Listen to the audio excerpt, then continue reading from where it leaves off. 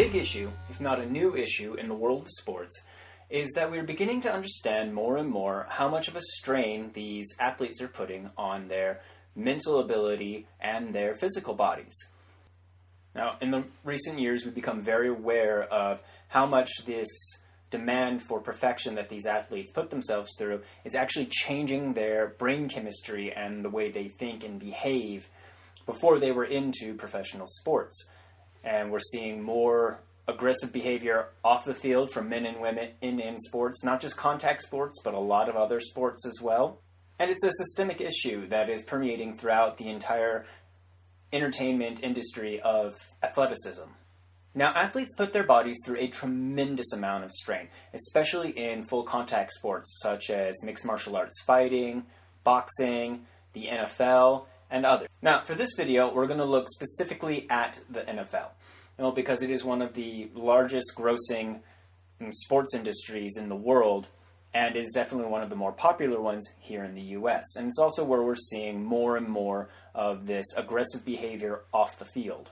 Now, I don't know the exact training requirements that NFL athletes go through, but it's very rigorous, and they do it constantly, both in the off-season and in the preseason and during the actual NFL season. They're always training.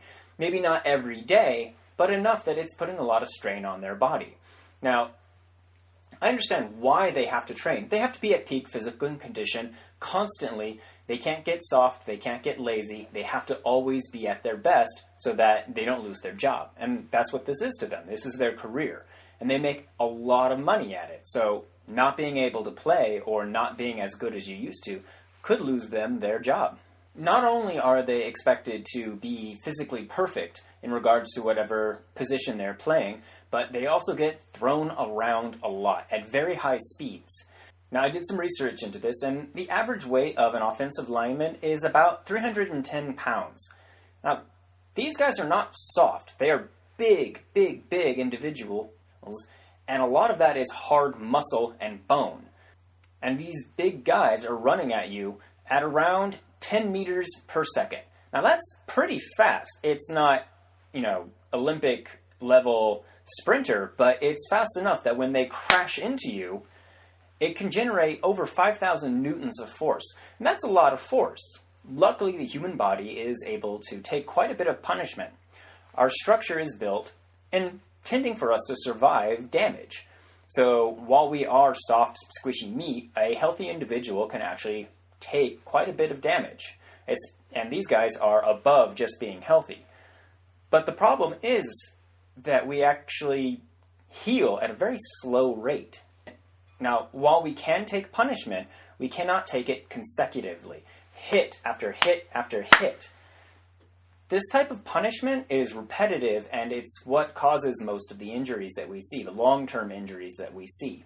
Like in an athlete's knees, their elbows, those are the weak points of the body, their back, and their head. Now, yes, athletes wear protection. Football players wear a lot of protection. They have helmets, they have pads on their shoulders, on their legs. They are protected because they don't want to get hurt, and the industry doesn't want them to get hurt because they make money off of them. However, that protection only does so much. Force moves through an object.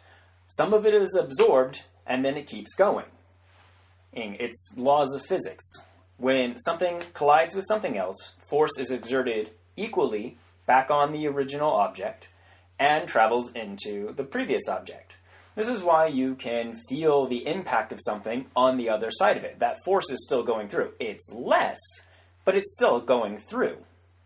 Now, when a big guy runs into you and they clash heads together, that force is going back into their head. The helmet absorbs some of it, the skull absorbs some of it, and then the rest goes inside.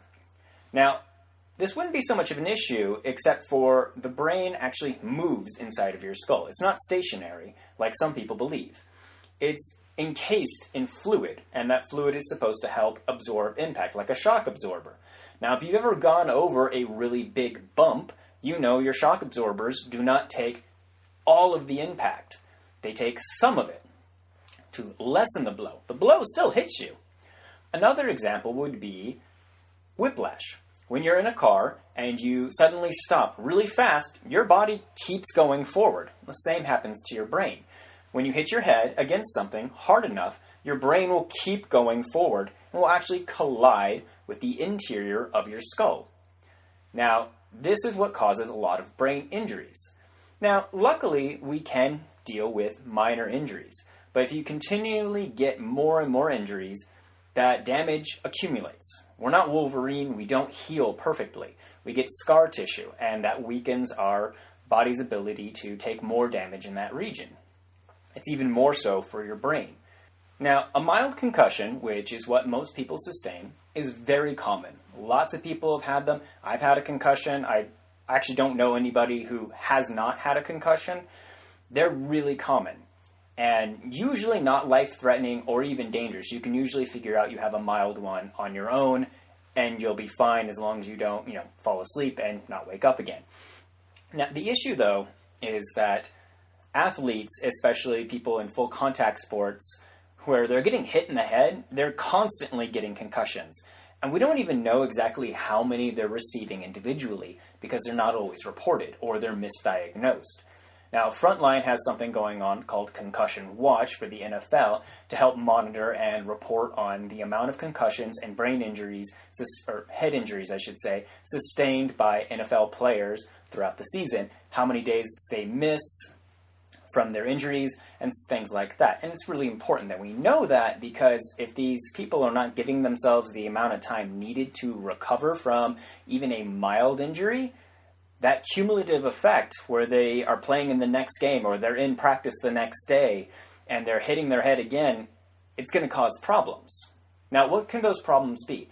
Well, our brain is a massively complex yet very delicate thing.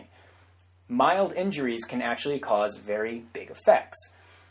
Injuring your brain can result in mood swings, depression, which is really common among athletes. It can cause increased aggression depending on where the injury in the brain is. Memory loss, another very common effect in sports. The list goes on of terrible things that head injuries can cause. It can actually completely rewrite your personality. Everything that we are is in our brain. And the more you damage it, it changes who you are. That's not good. Not at all.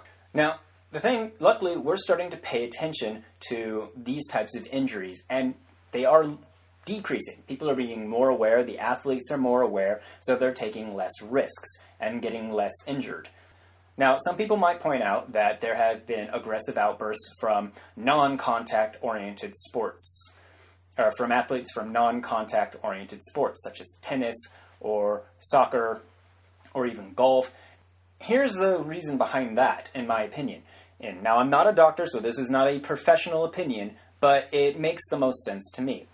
Our bodies are governed by chemistry. Almost everything that occurs in our body is dictated by chemicals. And our body is designed for one purpose and one purpose only, to ensure our survival. Now, we're different from most animals in that we are able to override our survival instincts. Now, that overriding of the survival instinct is what allows us to do things that are not intrinsic to our immediate survival. However, our unconscious brain is still triggered directly towards our individual survival. And our unconscious brain is not terribly intelligent. Now, here's an example. When we exert ourselves, we release chemicals into our body to promote muscle growth or to promote speed or to promote aggression in our system. Chemicals like testosterone, adrenaline, endorphins, these are all things that get released into our bodies in a big cocktail. And this cocktail alters the way that we behave and the way we think in order for us to survive. Now, in a primitive world, this would be perfect because it would allow us to evade predators or to escape from any dangerous situation we found ourselves in, and as well as helping us find our food. Now, in a civilized society, we no longer need that primitive instinct to hunt and gather and be stronger and more aggressive. But with athletes, they're constantly producing these chemicals because they're constantly training, and that rewires the way that their mentality is going to work. So when you're introducing these chemicals continuously into your system, they all go up into your brain, they alter the way you think, and it can change who you are. And when you add the pharmaceutical versions of these chemicals, such as performance-enhancing steroids, then that causes even more problems because your body chemistry is being overwhelmed with these chemicals that produce instinctual urges. And aggression is a big key part of that. And that's why you see a lot of athletes with strong aggressive tendencies. Now, on the field, that's great. It helps them be better athletes. But off the field, off of whatever game they're playing, those aggressive tendencies can be very detrimental to their social well-being. Now, this isn't to say that sports are bad or watching sports is encouraging bad behavior, but we have to understand that because of the demand we're putting on these athletes, the social demand, the economic demand that we're putting onto these athletes to constantly improve and constantly be the absolute best, no matter the circumstances, it causes massive issues with their physical well-being and especially with their mental well-being. And we're only now starting to pay attention to that. And it's something we really need to think about when we think about how much we love sports as a country. And as a country, we really love sports. Now, you may disagree or agree with me. I'd like to hear what you have to say. Please join the discussion in the comments below.